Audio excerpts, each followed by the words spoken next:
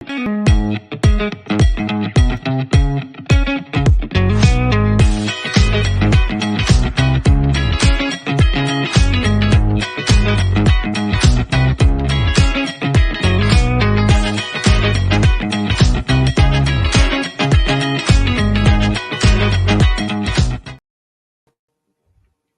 morning. How the devil are you? I hope you're well. I hope you're good. How's your weekend been so far? Well, it's only just Saturday morning. Yes, we've had a change of plan. It's New Year's Eve special. So it's Saturday. It's 10 o'clock. It's time for the famous Foxes Aftermath show, run by the fans, for the fans. Your opinion matters. So come on, get them comments in. Come on, let's get going. Come on, you Foxes. Welcome to Leicester Fan TV. Are you ready for the show? Thanks to our sponsors, ADT Taxis, Everards, Pukka Pies, Pink Car Leasing, Leicester Riders, Hollogram, The Fox's Arms, Peter's Pizzeria, Hope Against Cancer, and Newby Co estate agents. We want your views, we want your comments, so join us live. 5, 4, 3, 2, 1.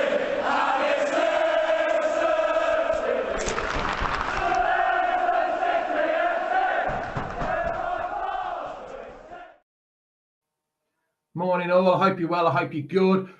Slight apologies, you were meant to be seeing Bonnie Brown on the show today, but unfortunately she's had to pull out due to technical problems at her end. Bit of a shame, she might be on in a few weeks' time, but what's a shame. So unfortunately, you've got me, and in replace we've got Reedy. Hello.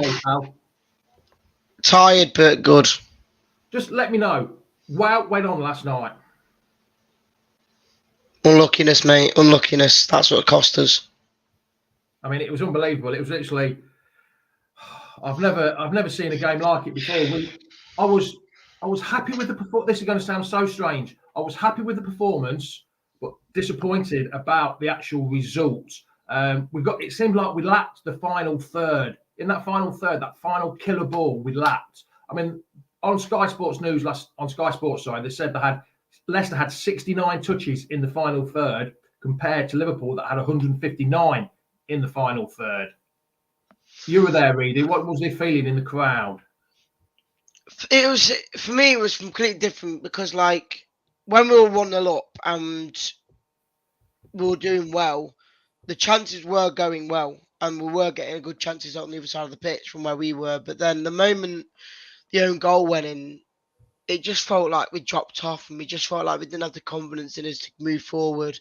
And I think someone like Barnes, who had so many opportunities to run up the pitch and take people on, he just didn't do it really once. And that's one thing that cost us. Obviously, I think Vardy did well when he came on after Daka got injured. So it's just hard to kind of say what was the issue. Obviously, I think you're right. The final third passes was just not there. But then again, it just didn't help with giving them 2 goals. So you're already coming back from a hole, I guess. So you just can't really predict it coming, can you really? Like Roger said, you just can't predict it. I mean, like Patrick's just said, do you agree? Was it 2 average sides yesterday? Or were Liverpool bad and made us look good? Or did we make Liverpool look average? Because you can never say Liverpool were a bad side, can you? Because Liverpool are never a bad side. I thought we did well. But was that because they played bad? I don't know. Or was it just the fact that because they were bad, we just looked better than we probably were? I don't know. But I thought we did well. I thought that was one of our better performances at Anfield. I will say that. And we just got very unlucky that them 2 own goals literally was the reason we cost us, because their strikers can't shoot on an open goal, can they? So yeah. I mean, it's like Patrick's just said. Barnes, a couple of years ago, he was flying down that wing and he was taking people, beating people. But he looked like he said, he struggled to get around the bloody dinner table last night. He couldn't get around anybody. And like Patrick says, is Barnes going backwards or is he just stagnate? I don't know. I'm not sure with Barnes. I don't know. He seems, at the start of the game, like the first 20 minutes, he was running at people and he was doing well. But like I said, the moment the own goal came in, he kind of felt like he just couldn't go anywhere forward. He needs to be a bit more aggressive on the ball and just run at someone, because he has got the pace to do it. And half the time he isn't against the greatest of fullbacks, so why not go for him? Glenn Evans, how are you, Glenn? You all right? I was more upset for Fez when is he ever going to get a chance of a perfect hat trick? Well, he scored one with his right foot. He scored one with his left foot. He only had to score one with his head, didn't he? Well, when he kept sending the ball outwards to clear it, I thought, you're going the wrong way, mate. Just go back to goal. All the Liverpool fans, I'm not sure whether you noticed it, every time Wout got the ball, it was shoot. But just let's have a quick recap on the own goals. Just so people know, Wout Fez was the 4th player to score 2 own goals in a Premier League game since it started. The last one, do you know, Reedy? Last what? Double? The last double own goal player in the Premier League. Ain't got a clue. It was John Walters for Stoke in 2013 against Chelsea. That was the last time it happened in a Premier League game. And do you know, Reedy, when the last time a Leicester player or anybody scored 2 own goals in one game? No. Go on then. That's the question for today, everyone. Do you know who scored? I've got the answer. I know the answer. I'll give you a couple. No, Jack. It wasn't Frank Sinclair. He scored 2 in a week, but it wasn't Frank Sinclair. So there you go. Everyone thought it was Frank Sinclair. He scored 2 in a week, but it wasn't Frank Sinclair. We'll talk about the first own goal first. What was your feeling when it actually happened? What was your first initial thoughts before you read the reports afterwards? What was your initial thoughts when it happened? Well, before it happened, she said, leave it. At least she said, leave it, because literally Ward was there in his hands, ready for the ball to come into him. And then he for me, the way I have to say it is he had to do it. In his opinion, he's a defender. He's got to get it clear because you never know what's coming behind you. Like you said before, that if he was a good player, you should know what's around him. I guess so, but I think you've just got to try and be a bit more confident. Just be like, I've got to clear this just in case. And even I heard it on the radio. Even I heard it on the TV last night. Danny Ward, the biggest shout of "keeper" that you've ever heard. And I was 2,000 miles away, and I heard that. Patrick Cook put Chris Nicholl. No, it wasn't Chris Nicholl. He did score 2 against us. He also scored 2 for Aston Villa as well. He scored all 4 goals that day, Reader, back in 1978. 2 for Villa and 2 own goals for Leicester. But the answer to the question, while we're talking about it, the answer to the question was John Sjoberg on the 22nd of April, 1966. He scored 2 own goals against West Brom. That's the last time it ever happened to a Leicester player. Brilliant. Hey, Mr. Statman, I give out these stats. People enjoy listening to me waffle on. So the fault has got to be given to Wout Fez, hasn't it? It has to be for that first goal. I guess because Ward shied for it, but then I don't know why, but I always just see the positives in it, saying that he obviously did it because he felt like he had to. Because he was just scared that if he didn't touch it and we went through, it could have gone in by someone tapping it in or whatever. So for me, 9 out of 10 times that does not go in the net. But unfortunately, that one time it did, and can he be blamed for it? I don't know, but it was just unfortunate timing. Like Chris said, it's just different from the own goal. Morning, Jamie. Gutted for yesterday's result, but again, just our luck after much improved performance. Well, it couldn't be any better, couldn't be any worse, could it, than the Newcastle? We really do need a good shake-up. Just going on about the goals, the second own goal, he didn't play it the right way. He couldn't get his feet he couldn't get his feet right, could he? Because surely you should have cleared that with his left foot, not with his right foot. Well, when we were talking about it beforehand, and we were saying that how we should have cleared it was literally either tap it with his left foot outwards, but then does he know there's someone there? I don't know. So I'm guessing he just tried to blast it upwards and keep it out of the goal. So obviously it didn't work. And when you were saying about there was a marty behind him, I've just looked as the show was starting, and Salah was there.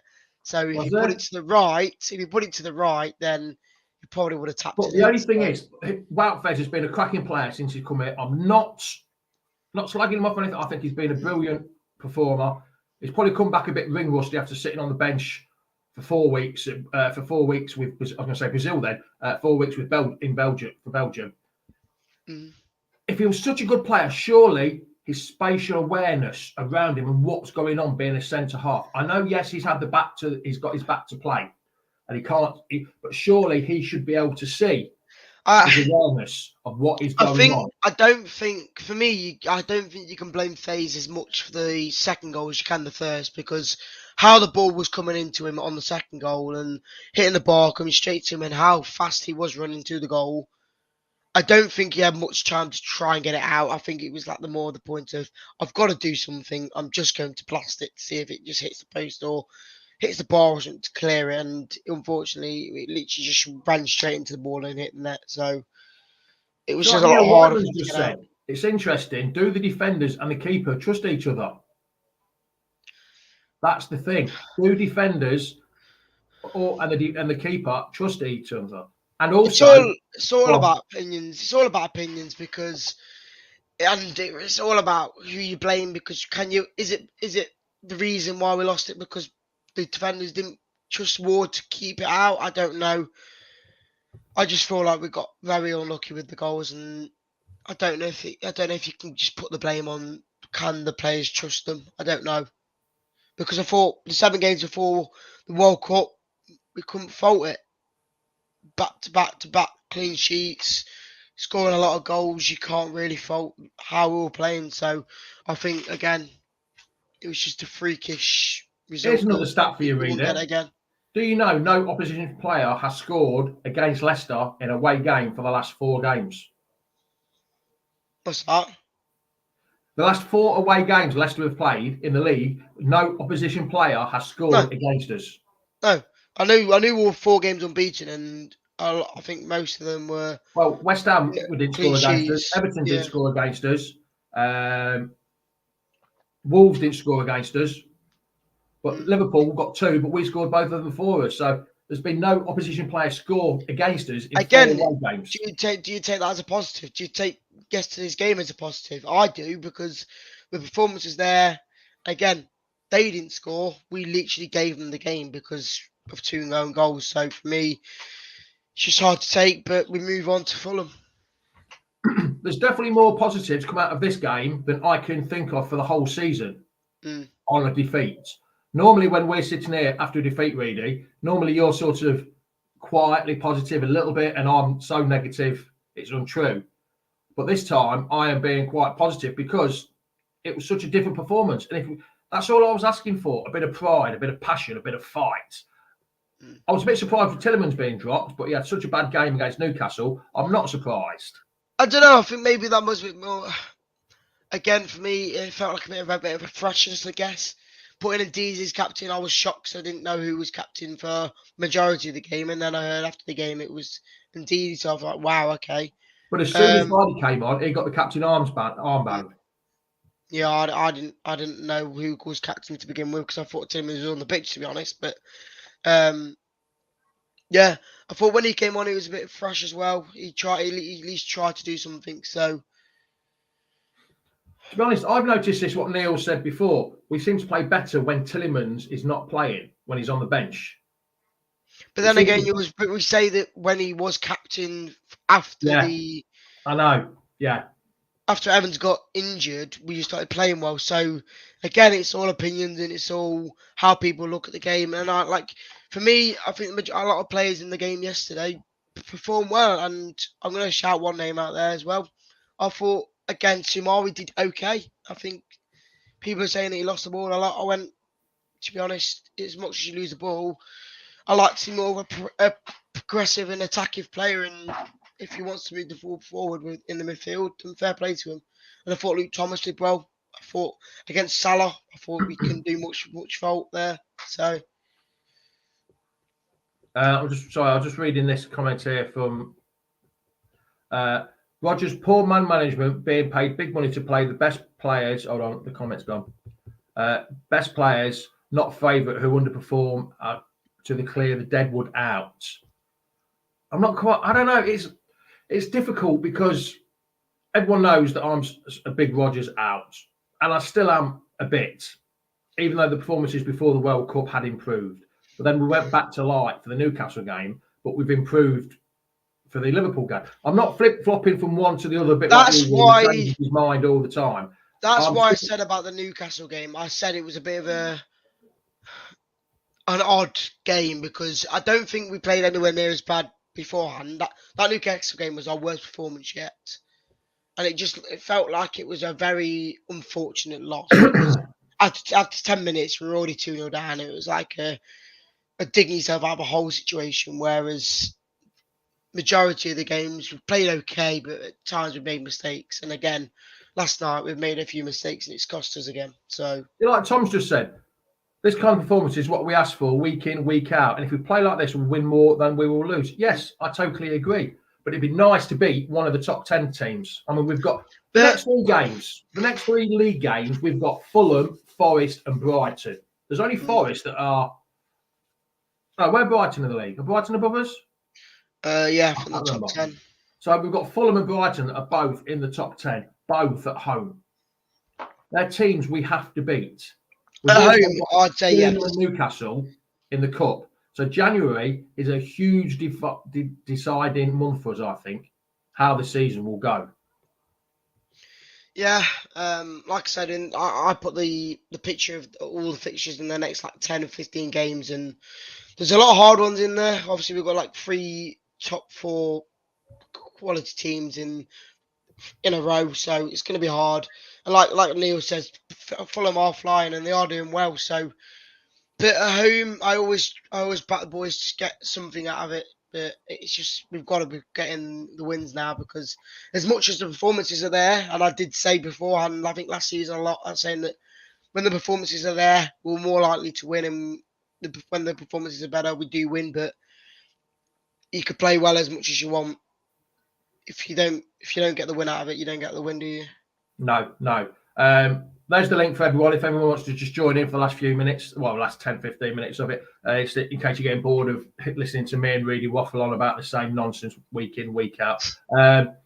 Gary Writer says, I'm Rodgers out, as well as squad not strong enough. Ward should not play at all, and Amati would not get in my Sunday side. Just hope the new signings will make a difference. Again, just opinions, ain't it? Because, like I say, we all wanted Iverson at the start of the season. Then Ward gets back-to-back clean sheets in 7 or 8 games in a row or near enough. And then, again, who can you blame against last night? Was it Ward's fault or was it FaZe's fault? I think you would say it's FaZe's fault. Ward made one clear save. All the others came straight to him. I think it was off Salah. He made a save to the right. And as much as you say about Marty, there's a lot of people that could say he's not too confident on the ball, when I probably agree with him. But at the moment, I'd probably prefer him over Johnny Evans, and that's just my opinion. So people would probably prefer Johnny Evans over Marty.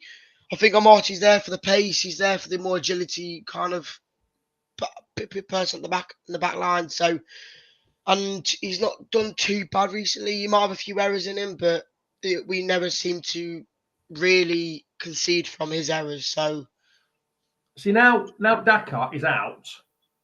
He's pulled his old fetlock. He looked quite a lot of pain. When you're limping around like that, that's quite a bad hamstring strain.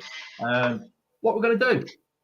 Are we just going to? I mean, can we afford to go 2 up top? Can we afford to just play 1 up top, and then when Nacho comes on, change the situation? Are we playing Harvey Barnes up there that can't really hit a barn door at 2 yards? I don't know what we're going to do, Reedy. What's everyone's going to do? I think maybe this has kind of helped us, I guess, because hopefully in the window we may be able to get another striker in. I don't know. Because now he's out for maybe a month or two, maybe even a few months. I'm not too sure how long it'll be out for now, but maybe. But then again, you've got Kel. Do you need another striker? I don't know. I just don't know. For me, 2 up top does work. Maybe you do drop Barnes, but does that make you go to a 3 at the back, which I don't really like as playing 2 at the back. So I'm 3 at the back / 5 at the back. I'm not too sure. I like that because it's so defensive, but it just depends how Rodgers wants to play it going forward now. Daka's out. It's like Tom says, down to 2 fit. Oh, where's it gone? Down to 2 fit strikers, especially with Vardy being so old. He ain't gonna play 90 minutes every week. Nacho has to step up to the plate now and be given a chance. But Tom, how do you think he'll be given his chance though? I think he can though. That's the thing. When he got given the chance, when Barnes got injured, he did what he did. He got 13 goals in the last half a season. So yeah, I do trust him. LCFC says when Nacho hasn't played, we can't expect him to perform at the level we need him, which is true. He needs game time. Jimenez, according to Chris, Jimenez from Wolves is available. No. Why not? I wouldn't take him. He's just not my sort of player. I don't know. I want a player that's like a bit of a bigger, just a bigger shit house, I guess. Like maybe a Nunes, but someone who can actually score on goal. But nah, I think someone like Jimenez is a bit past it now. I think for me. Bit past it. He's only 20. I'm not sure how old he is. No, because a few years ago I think he was quite a decent player, but I think he's lost a bit of it now. See, Nacho has rarely let us down. Why is he not in the starting lineup? Rodgers has treated him badly. I agree there. Why? Why is he not? It's the way he plays. That's true. He was forced into it before, wasn't he? He was forced into it. Yeah, Neil. Yeah, so yeah, I agree on that one. But it's in there. But Nacho, like I said, Nacho's been let down by Rodgers, and he was forced into it when he played 2 up top. But again, the one thing I can't disagree with is Rodgers keep picking Barnes, because at the moment he's having more bad performances than he is having good. So it's just a chance. This is where he should be changing it up and putting maybe Iheanacho and Vardy up, or Iheanacho and Daka up beforehand. And now it's maybe the best chance for Kel to come in. See, Nick Halfpilot said, sorry guys, Nacho has had so many chances in the past and fluffed his lines. I would say chances would be playing 10 games in a row. Not coming on for the last 5-10 minutes. I don't think that is classed as a chance. And I think he does well. I think he does well when he comes on. Like he took his chance. When he played up top with Vardy, he took his chance. And like you said, scored 10, 12, 13 goals. I can't remember exactly what it was. And he was the leading goal scorer that year. But he doesn't seem to want to play him now. We had a settled lineup of a 3 at the back, 2 wing backs, 3 in midfield, 2 up top, because Barnes was injured. And he doesn't seem to want to drop Barnes. For some reason, he doesn't want to drop Barnes. And I don't think Barnes is playing that well this season. Yes, he scored some goals. Barnes is on Soccer AM at 10:30. I don't think I'll be watching that, to be honest. He'd probably miss the top bins anyway. He'd probably go into the crowd at the back. Probably at the bar again. I just don't know why he persists with Barnes. Yes, Barnes is a good player, but at the minute he's not a good player, is he? The form has dipped. The form has. You've got to admit he's not as good as he was last season, is he, Barnes? No. Like I say, he's meant to be in his prime right now, and with his age and whatnot, he's meant to be near his prime, and he's getting nowhere near that at the moment. Ivan Toney, I don't think we'll be able to get him. I would get him though. I would get him, yes. But I think he's playing. I think his time as a player will be shortened for a while soon when he gets a ban off the league for betting. Where's that comment? There was a comment there about a winger. Who just put that? And yeah, there we go. And that one winger we do actually has only 1 foot. Yes. The problem is, I think down that left-hand side, you've got Dewsbury Hall, left foot only. Thomas, left foot only. There was times where Dewsbury Hall, as much as Dewsbury Hall is a good player, he's only 1-footed.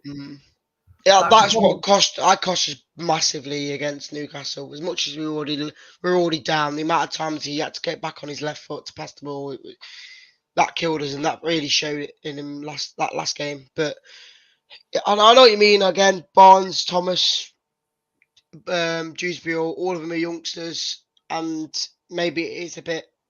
I don't know what the word is. can't remember the word, but all of them are young and you can't really expect much out of them. That's it, yeah. You can't really expect the best out of a whole side of young players. Yeah, like Dale says, Alexander-Arnold had him in his pocket most of the game, I think. He couldn't get round him, could he? He couldn't get round him. Unfortunately, as much as we are missing Ricardo and JJ flying down the wings, I'm not sure they will be doing that after injury. They're not the same, I don't think. As Tom has said, Barnes before the World Cup was flying, confidence was high, and that is what Barnes is all about. He's a confidence player, and at the moment the confidence is not there to take on a man. Yes, I don't think Barnes has had it. Yes, he's done it in spells, but I don't think he's done it consistently enough, has he, Reedy? No. He could have easily ran past Trent loads of times last night. He has got the pace. Trent always gets blamed for how bad he is at defending, but he's good at going forward. You could easily have taken him on a load of times, and for me, it's like I think Tom said about when we played Man City. Before the game, he already knew he was playing against Kyle Walker, so he knew he wasn't going to try get past him. So for me, you should see Trent and go, you know what, this is my game to get past him today. Yeah, but it just, I don't know. It's hard. I mean, we have ups and downs with Leicester, don't we? It's a hell of a roller coaster ride. It's ups and downs. It's ups and downs. And at the minute, we're sort of on a, I don't know, a bit of a very much of a down, and then all of a sudden we're back up again. And we just don't know what we're going to get, do we? How consistent? I mean, even that run we had, we weren't outstandingly good, were we? Just came up against some poor teams that were poorer than us. No, but again, they might be poor, but you still got to play what's in front of you. You can only beat what's in front of you, and we did. But then you start coming up against some form teams like Newcastle. Liverpool are always going to be a form team. Liverpool are always going to be there or thereabouts. We just don't seem to perform against the top teams, do we? Like Paul Hayland just says, we seem like we're treading water at the minute. Yeah, it's hard to see what you're going to get. Obviously, I'm glad that we came back against Liverpool and just tried to get something out of it. Again, we weren't lucky enough to do it, but now we're going to the Fulham game, and like you say, it's a 3-pointer, I guess. But then again, would you be annoyed if you lost to them? I don't know, because they are playing well. It's at home. Of course you would be. They are playing well. They are playing well, though. If you lost, we played Fulham when they went down and lost 2-1 at home a couple of years ago. We need to beat Fulham and get 3 points and get some confidence. We cannot go 3 games after the World Cup without any points whatsoever, because confidence will be shot. And as much as I want to see players coming in, are players going to be coming in to a team that are near the bottom, that might be only here for 6 months, might be in the Premier League for 6 months? One player we haven't really spoke about, and I'll use Daniel here, is Perez. Do you know what? Because of the situation with Maddison, I think Perez is trying to show something in these games, last few games, that he needs to get in that side, because his favourite position is a centre forward / behind the striker role. Here's your chance while Maddison's out. Do what you need to do. I think he's been absolutely brilliant the last 2 games. Yeah, Sean, I don't think Sean's put a question here that he's just said, can you answer my question? KDH is the man for the job. I don't think you can put KDH up front. He's not quick enough. He's one-footed. Strikers need to be an all-round good performer with both feet and can do the job. So unfortunately, I don't think KDH is the man to do the job up there, Sean. As much as I like your optimism, again, I don't think he's the man for the job. Another man, Albrighton, we're a different team with him on one wing, pace and whip. I won't say much pace, but he's got a decent cross, hasn't he? He has, and maybe with Vardy's obviously now playing more, maybe it is time for him to come back in, because he knows he can get the ball to Vardy, but... I mean, here's the councillor. Councillor speaks a lot of sense. We're not clear of relegation by any means. It's very tight at the bottom of the league. It is. It's squeaky bum time. Yes, we were helped by West Ham losing again yesterday. They all lost on Boxing Day, didn't they, the teams? But we can't keep relying on teams behind us. We can't look over our shoulders. We've got to be looking forward at teams above us. not looking over the shoulder. We're only 4 points clear, aren't we, really? 4 points clear of the relegation of 18th place. But then again, like say 1 or 2 more wins go our way and we bump up right to like 8th. It's all ifs or buts, isn't it? Kiefer says, at least we can beat the first man at the corner when Perez plays. Yes. There was a few good crosses in from him last night. The corners were decent. Yeah, there definitely was. We haven't talked about Maddison at all. We missed him last night. Definitely did. We definitely did miss Maddison. The final third passes, yes. Yeah. We'll leave in long term if we carry on like this. Yes, I think we will. He will leave eventually if we carry on playing like this. Mr. Six-Hitter Craig says, all the teams below us play each other over the next week. Some of them have got to win. Yes, some of them. Yeah, you can't rely on them all. But that's what I'm saying, Craig. We can't rely on teams behind us. We can't be looking over our shoulders all the time at games. I mean, like we play Fulham on Wednesday night. Then there's a full Tuesday night, sorry. But then there's full fixtures on Wednesday, Thursday, on Monday as well. So it's all going to get a bit confused until the FA Cup weekend, the following weekend. It's going to be hard work, isn't it, really? It will be, but the Premier League's always hard, mate. Yeah. As long as you stay up for me, that's the one job. If you can get higher than 10th, then it's just a brilliant. I think we've got to.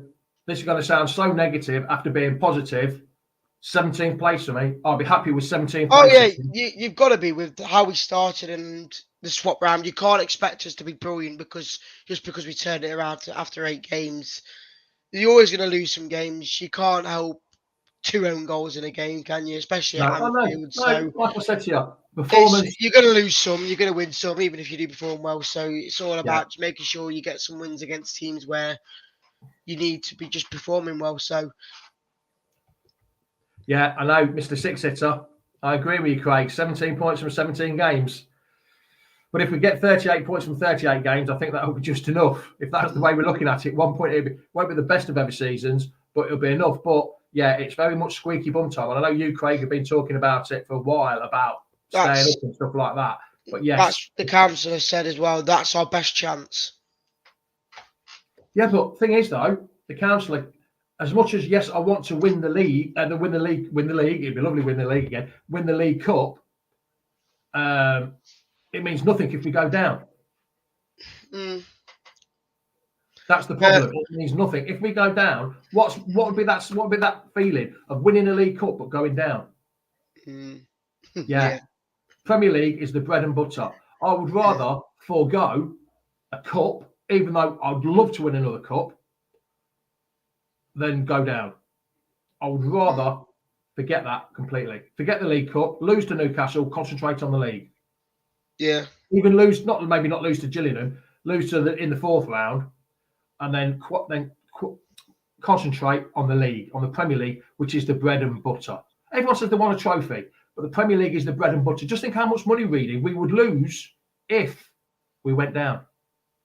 Just think how much money. And would we fill the stadium? It's not just the Premier League money. Yes, we get the parachute payments. That new 8,000 we're going to get. Are we going to fill the stadium? Not what they do. Are the hotels going to be filled? Are the bars going to be filled around this new concourse outside they're going to build?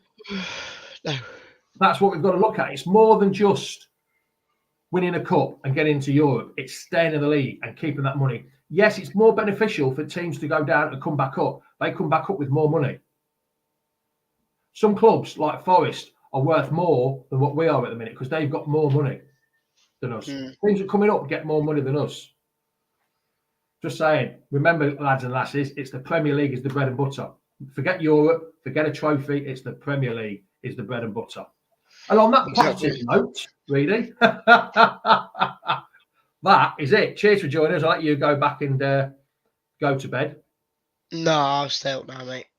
And like Craig says, going down would be an absolute disaster. Need to offload top earners, yeah.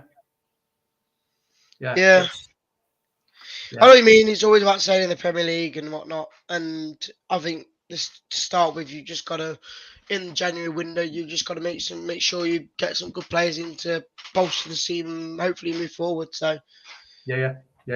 Right then, Reedy, we shall speak to you. You're going on Tuesday night, aren't you? Yes. Yes, I am.